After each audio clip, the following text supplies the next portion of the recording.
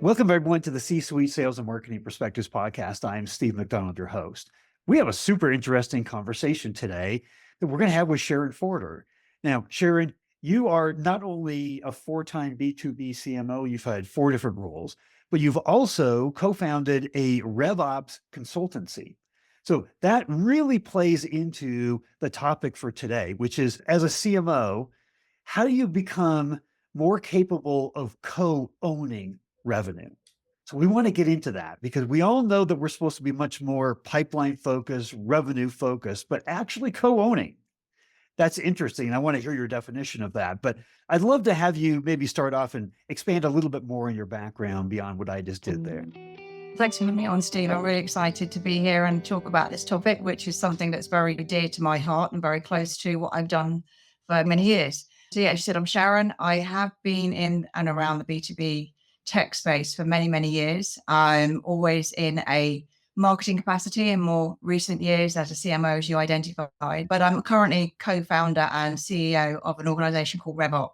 And as the name implies, we're about anything and everything to do with revenue operations. So we work with B2B tech companies primarily that are either startup scale-ups or have recently received investment that are looking for ways to understand how then put in play a growth plan. That in itself brings a lot of that alignment around what does growth look like, and how do you organize for that, particularly putting in place strategy and marketing. So that draws on a lot of my experience as a CMO, as a very revenue-orientated CMO historically, to be able to bring that to the forefront with a number of clients that we work with. Fantastic. Well, then that leads directly into what is it that, if you were going to say, what's the difference between, just as marketers, we're supporting obviously the growth of the company and sales and revenue. What's the difference between a supporting role and co-owning revenue? So I think the fundamental difference is alignment. There's been a lot of noise always around aligning sales and marketing. And historically, it's not unusual to be in organizations where sales and marketing aren't well aligned and they don't have a common sense of how they work effectively together. In the context of co-owning revenue, really is not revolutionary, but it's something that B2B tech companies historically haven't been great at doing. And that is ensuring that marketing actually is responsible for co-owning that revenue number. It's not just about marketing looking at top of funnel and how do you generate leads at top of funnel and say, yay, happy days, we've completed what we need to do, we've hit all our goals and objectives. And then you look down the pipeline and the pipeline is not where it needs to be. It's really taking accountability from a marketing and a sales perspective to say that by working effectively together, we co-own revenue, but we also co-own activities, plans, and alignment in particular around how we deliver against that revenue and what needs to happen. That's even more important if you've got more of a traditional function of sales, maybe a business development or an SDR team within the organization, and marketing. Because what you often see in B2B tech companies, you've got those 3 functions. Those 3 functions are either misaligned, or you have the BDR function sits under sales and then sales drives what they want to do, or they sit under marketing and marketing drives them to just own top of funnel. But if you bring the 3 organizations together synergistically to work along behind a common strategy, which is revenue and growth, understanding the process and the roles that people have to play in the process, and then how you all cohabit in that environment, you drive a completely different outcome in terms of pipeline generation, revenue, and start to mitigate some of those historic arguments over sales are staffed, but marketing's done its number, or the BDR team's done its number, but the pipeline's not where it should be.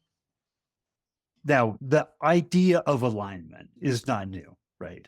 In fact, we've done a lot of podcasts. We've brought on CMOs and CROs and asked the questions like, why do B2B CMOs fail so quickly?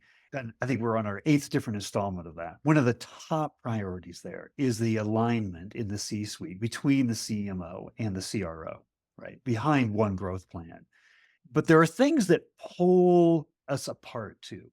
So as a CRO, I'm sure you've got a quota over your head, right? You got to hit this quarter's number. And at the board meeting, they want to know what's happening there and how are we doing for the next quarter. So there's a very short-term focus.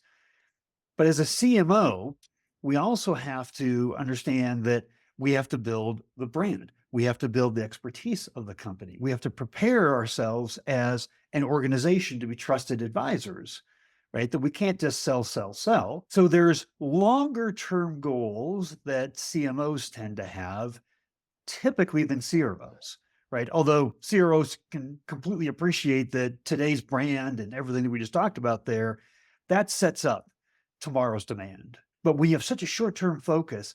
That's one of the biggest things that creates misalignment. How do you bridge that gap?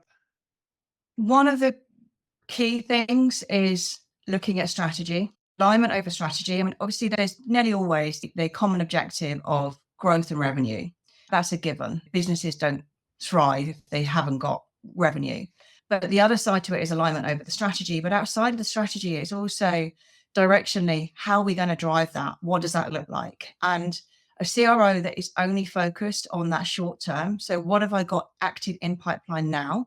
And doesn't think about what have I got 6, 9, 12 months out, is the CRO that will actually always be scrabbling to look at the next quarter and to look at the next quarter. And maybe the CRO that doesn't drive what it needs to do for that long-term growth, because you're always within a quarter instead of a quarter plus one or a quarter plus two. And that's where marketing comes into being, because typically marketing isn't looking at what's active in quarter, because historically marketing has limited ability to influence what's in quarter and what's going to close. But if you work harmoniously as a unit with a CRO and a CMO together, you begin to realize that there are things that marketing may be able to assist with to help accelerate close within the quarter, particularly if you're implementing an ABM or an ABX approach. The other side to it is if you work harmoniously in terms of what you're driving for 12 months out and how you work back from that 12 months out, or even 18 months is quite a long time in a CRO's world. But certainly that 12-month window, looking at that 12 months, where do you see your team hitting their number? And having a short, medium, and long-term view in terms of who you're going to target, who the accounts are that you want to go after. Are your accounts large accounts or are they small accounts?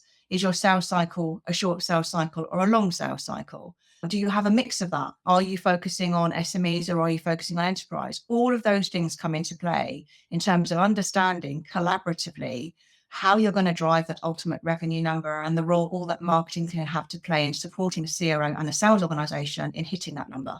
That's where that alignment comes into being. And it's that two-way conversation instead of one group saying, I just own this part. So once I've received something from marketing and it's a qualified lead or a qualified opportunity, I'm responsible for running it with sales. It's that parallel tracking between sales and marketing and that constantly checking back that really brings that alignment and that ability for you to be able to collectively co-own the longer term revenue growth plan rather than the in-quarter revenue growth plan. I love that, because what you're talking about in the old days, the marketing organization would throw MQLs over the wall and say, we've done our part. And then if it wasn't filling pipeline, they'd be saying to sales, well, we gave you the leads, nobody's following up with them. And sales saying, well, they aren't worth following up. They are good quality. So it's not working in alignment at all. And it's almost like a baton race where I pass the baton, now I'm done.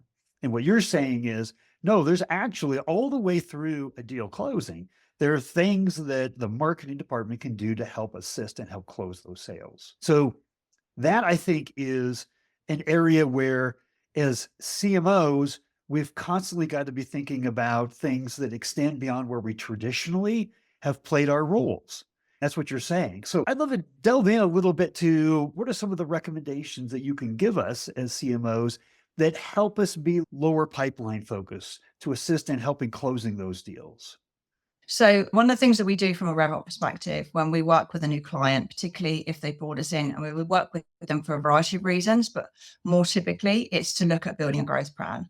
The things we look at when we come into a new client from a growth plan perspective is that we have a workshop that we typically run. And the workshops that we run, we insist in having all of the key stakeholders in the room. So sales, marketing, if there's a BDR function, BDR, and also potentially customer. So whoever's responsible for customer, because revenue operations isn't just around net new. It's also where do you get growth from within your install base, assuming you've got an established base.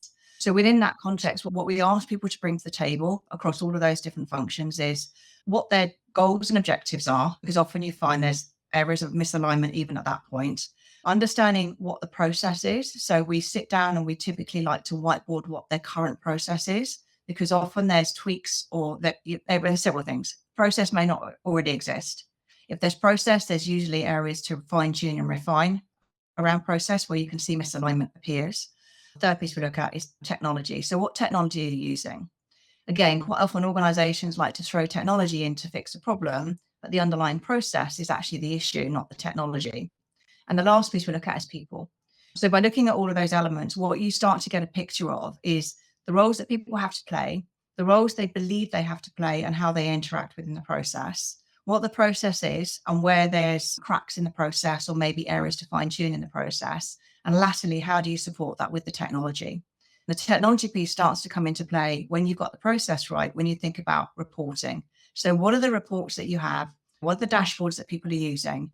And again, you often find when you start to dig into the dashboards and reporting, the sales will have theirs, marketing will have theirs, customer will have theirs, and the BDR function will have another. If you kind of try to pull that reporting together in a more cohesive way, it starts to drive more of that alignment, but also that common understanding of where you are in terms of hitting your revenue number, where things are falling down, maybe against that revenue number, and how you rectify that. But everybody needs to have that visibility. It shouldn't just be, I'm in marketing and all I see is my top of funnel. Occasionally, I might get access to the pipeline report.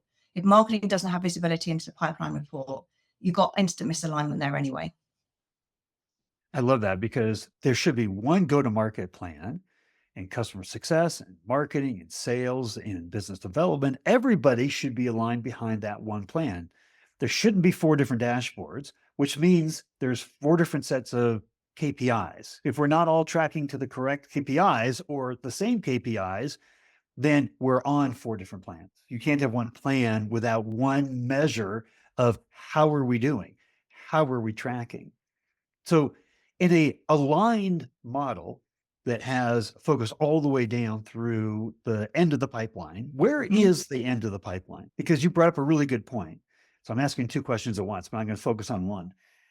But the end of the pipeline isn't the deal close, right? Because you've got a customer success organization that should be responsible for anywhere between 30 to 40% of new revenue, not from new logos, right? But from expanding existing client relationships. So the idea of a lead through a close of a contract, that's actually not the full pipeline. The full pipeline extends. So now you've got 3 traditional areas that haven't been in alignment, bringing them into alignment, collapsing the dashboards, looking at the KPIs as one group. How does that happen? I think that the common misnomer is that everybody needs their own dashboard. That's true. They do need their own dashboard, but people often overlook the fact that if you align around revenue and how are you tracking against revenue, irrespective of whether it's net new revenue, upsell, cross-sell, expansion opportunities, it's all revenue to the business at the end of the day. So you need to align around revenue as a starting point. And if you get your underlying process and then also your technology in play to support that process, you can pivot data. If you have a starting point of, I'm looking at revenue and everybody's responsible for looking at our revenue number and how we're tracking against that revenue growth, you can then start to apply filters. You can slice and dice the revenue. You can slice and dice the numbers. You can slice and dice the reporting to suit the individuals that want to see it. But you all need to look at one common goal, which is revenue. And then you will have a filter or a sub modification that is relevant to how deep you want to dive into that. Now, clearly, marketing will always want to have elements in their dashboard and their world of how are my events doing? How are my activities doing? How are my campaigns running? That's a slightly lower level in terms of tactical. How tactically am I performing against the actions that I'm putting in place to drive top of funnel?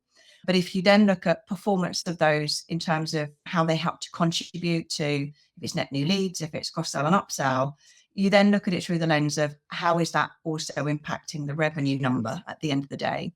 So it's really that alignment, but understanding you're absolutely right. The revenue goal isn't just because I've done closed one. If you don't build your process that looks at your entire customer journey from unknown to closed one to advocate, you're missing out on a large percentage of where your revenue could come from, especially if you're missing the customer piece. So here's an example, maybe I'll get your point of view on this, on a KPI that not a lot of marketers have their sights set on. net recurring revenue. So that takes that last mile where we've actually closed a client, we're servicing a client, but then how are we retaining and how are we expanding that client? That's a very revenue focused KPI, not Yeah. even lower funnel, beyond lower funnel, right? That's a customer expansion Yeah. kind of KPI. But is that the kind of thing that you're talking about? Is we just have to think differently about not just, you've talked about, most of us are comfortable at top of funnel. That's where we're trying to get leads to come in, get aware about who we are, our expertise, turn into an MQL, SQL. But is that your point of view? Or what is your point of view? Is that where most marketers stop? And if you were making recommendations here, how do we start rethinking this? How do we start identifying and having our dashboard some of the same KPIs that the other departments should be having as well? I recently was involved in a discussion beyond MQLs, actually for a tech company that was doing a white paper in relation to it. Historically, marketing has lived in the world of MQLs, and we've all lived in the world of having the reverse waterfall. And you've got all of these analysts that sort of advocate for, the right way for marketing to do is you've got the typical funnel, marketing at the top end of the funnel. We're all about MQLs and to a certain degree, sales qualified leads, so SQLs. In today's world, I think that gets ripped up and thrown away because it's not all about MQLs. Yes, it's important to understand that what you've got coming in the top of the funnel, but it's also about how that's converting. How well is that aligned to your actual ICP and understanding what your ICP is? If you're not driving revenue and opportunity within your ICP and you don't understand your ICP, it's irrelevant whether you're driving 200 or 2,000 MQLs or 10. So other things I advocate for: understand as much as you can what your ideal customer profile is. Where do you see the best fit for what you offer as an organization? If you've already an operating business and you've got a good client base, where historically have your clients come from? How are you retaining those clients? And what is it enabling you to do to retain those clients? All of that builds up a picture of understanding what that world of your ideal customer profile looks like. And then you lean into that harder. And as a collective, sales, marketing, customer success, a BDR function, if you have it, you all align around that ideal customer profile and you're all supporting. How do you either expand in that profile or how do you get net new within that customer profile? So that's one element that is, I think, is fundamental. And that's evolved a lot in more recent years with the advent of increasing around more ABM, ABX strategies that companies put in play. And if, again, ABM, ABX doesn't work if you haven't got the alignment between sales, marketing, and to a certain degree, customer. So all of those elements are what are evolving in today's world, from just being marketing is all about MQLs to marketing is all about helping to co-own revenue. Any marketeer that doesn't understand what's happening in the pipeline, where opportunity is and where that gap is, that revenue gap is, and doesn't believe that they are accountable for helping to be able to identify what they can do and what their role is in helping to plug that gap. It's not a modern marketeer. Yeah, we mentioned earlier that CMOs have the shortest tenure in the C-suite. Without the focus that you're talking about right now, which is almost an obsession about revenue, then we're just a big cost center because we represent some of the biggest costs in the organization. So if the mind of the CFO, the CRO, the CEO, and the board isn't understanding how you're contributing to that revenue, you're contributing to your own demise. That's the bottom line. Marketing has to evolve from being a cost center to a value center. Marketing is about value creation, and it's not just about value creation as in we are marketeers and we're creating value. It's about how do you also contribute to becoming a value creation organization. So that translates into sales. So even on the sales front, the most successful salespeople I've worked with and some of the most successful sales leaders I've worked with are the ones all about value creation in the sales cycle. So you're qualifying consistently through the sales process and you're qualifying out, not qualifying in. And the reason for that is what you're also learning by going through value-based selling is you're learning more and more about what the objectives of the organization is. What's the objectives of the business? How do you align what you have as a solution to solve that problem for that customer? The same holds true with marketing. Marketing is about value. How do we create value for the organization? How do we create value for the sales organization? And how do we create value for the customer and the prospect as well? Marketing historically is a cost center, and you don't get away from that because we obviously do have expenditure. But if you align yourselves around value, you can become a value center. That's a very different way to look at marketing and the role marketing has to play, but also educating the business on the strategic value that marketing can bring into the organization. You talked about hyper-personalization, ABM versus ABX, truly understanding your ICP. We think about our ICP every day. We plan for them. We track them. We are 100% immersed in our ICP every single day. Most companies then tend to create a very good familiarity with their ICP. That if you're not in conversation with your ICP on a regular basis and truly understanding their language, how they're looking at new trends, impact of AI, you name it, right? If we're not constantly in touch, then we're losing touch. And when you talk about hyper personalization, it's really a hyper focus on the ICP.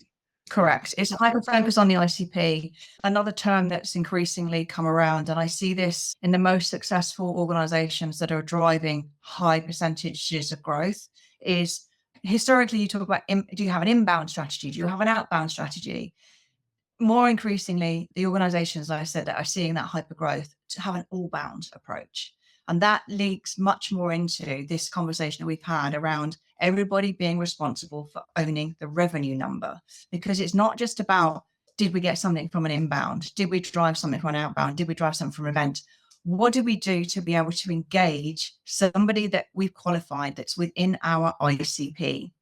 And it's irrespective of whether how they came in, the source is almost irrelevant. It is how we engage them and what are we doing to be able to continue to reinforce that engagement and our understanding and therefore the value that we are demonstrating we bring to them. That's a whole different conversation from the old days of I've driven X number of MQLs and haven't I done a wonderful job? It's now how am I engaging within my ICP? How are we collectively contributing to that engagement with the ICP? Because when you get sales and marketing working effectively together, and I saw this when I was working within Tillo. So within Tillo, you have a situation where we refined our ICP. We knew we wanted to move into a new market, which was fintech. Moving into that new fintech space, what we also needed to do was to look at our brand, look at our positioning, look at our product proposition, but we also needed to align how we went to market as a go-to-market team, sales, marketing, business development. And understanding by looking at the process from an entire customer journey perspective, the different roles that we had to play, and therefore the value that we were bringing to the prospect by collectively understanding the roles we had. So from a BDR perspective or from a sales perspective, they're often getting intelligence and talking to the prospect and getting information that often doesn't get fed back to marketing. When you have that alignment, that communication flow is happening, which means that marketing is getting intelligence, which means that they can do more smarter things because they've got knowledge and information that they might not ordinarily have. When you're looking at hyper-personalization, the ability to be able to deliver, whether it's a proposal, whether it's a presentation, whether it's a digital campaign, whether it's an event, that's hyper-personalized only comes from sharing knowledge and information and intelligence around what you know about the business's goals, their objectives, the personas that are involved, the role they have to play within that account, and therefore how do you bring that knowledge to the forefront to really make what you do, whether you're sales, customer success, BDR or marketing, have that conversation in whatever channel or medium it needs to be with that prospect that resonates. So one thing I really want to ask you, based on what you just said, you talked about really the linchpin there is the sharing of knowledge, the sharing of information and insights. Forrester talks about how content is the foundation for all B2B marketing and sales. I would love to know from your kind of hyper focus on revenue and RevOps and coming from a CMO background, that shared insights is typically the content we create and we share as an organization. How important is content on a scale of 1 to 10 to the overall growth and vitality of a business that you're working with? I would rate content as probably a 9 or a 10, but the content has to be in context to the prospect. There's no point just spinning up content for the sake of spinning up content. So the content has to be valuable content for the prospect or the customer. And it has to come from their purview rather than your internal perspective. So it shouldn't be about me. It's not about my product. It's not about my company. It's about the prospect's pain, the prospect's challenges, and how you have interpreted that and how you finesse the language to demonstrate that you've understood what their pain points are and their challenges, and you're talking about how you can solution to solve that for them. Then content becomes really powerful. But if you're just in a position where you think that just spinning up lot content that doesn't have context to your prospect and therefore your ICP, I put content on a scale of a 1. So it's got to be content in context that becomes a 9 or a 10 in terms of the value that it brings to the organization. Which is an accentuation point to, you have to understand your ICP inside and out, whereas you can't use that kind of content that really they don't want to be sold to. They want to be advised. They want to be helped. And it could be they're looking at some point your technology as a part of the overall solution that makes them successful. But you have to understand all that makes them successful. You have to understand the ecosystem of how they're making decisions, how they're weighing the risks, how they're looking at their success and the success of their company, and how you fit in. But that's the hard part, because we then have to be subject matter experts beyond our technology. We have to be subject matter experts in our ICP and the industry that they play in and the success that they're looking to create. That's very different than a lot of perspective of a lot of companies. And you know what? It does lead into a whole conversation around the role of AI, the elements where, how can you get value from AI? Because AI is obviously everywhere at the moment. It's very topical. But if you start to think about intelligent use with AI in this context of a conversation around revenue alignment and revenue driven teams, revenue generating teams, including marketing, AI has a role to play in that ability for you to be able to accelerate how you can get that knowledge and intelligence. So that enables that whole revenue function to start to become even more strategic in what they do, because the AI is doing some of the minutiae stuff that historically a person has had to do, with that intelligence, that learning, that helping you to be able to get more insights and intelligence faster around your ICP than you would do without AI in situ. But again, in the same way as content in context is important, understanding why you want to use AI and what you want to get out of it, and the role that also has to play in the process that you put in, that you've got in your organization, enables you to then make AI become a powerful tool for you to use to accelerate that learning and the ability for you to become even smarter, faster with what your ICP is looking for. It sounds like maybe another podcast we have to have you back on for. If there was one of everything that we've talked about here, because we can't remember everything, right? But what's the most important takeaway that you want people to have after listening to this podcast? I'm going to give you a couple. Alignment is essential. Without alignment, you're not going to achieve what you want to achieve. Understanding your process and ensuring that the key stakeholders that are involved in that process, and that process has to be built through the lens of your prospect stroke customer's journey, not your agenda, it's their agenda. So process in the context of customer lifecycle, and then everybody that's involved in that journey from a stakeholder's perspective, knowing their role they have to play in that process and aligning collectively around that is what will drive your revenue growth for you. I love it. There's so much here that I know that there's going to be people that have follow-up questions.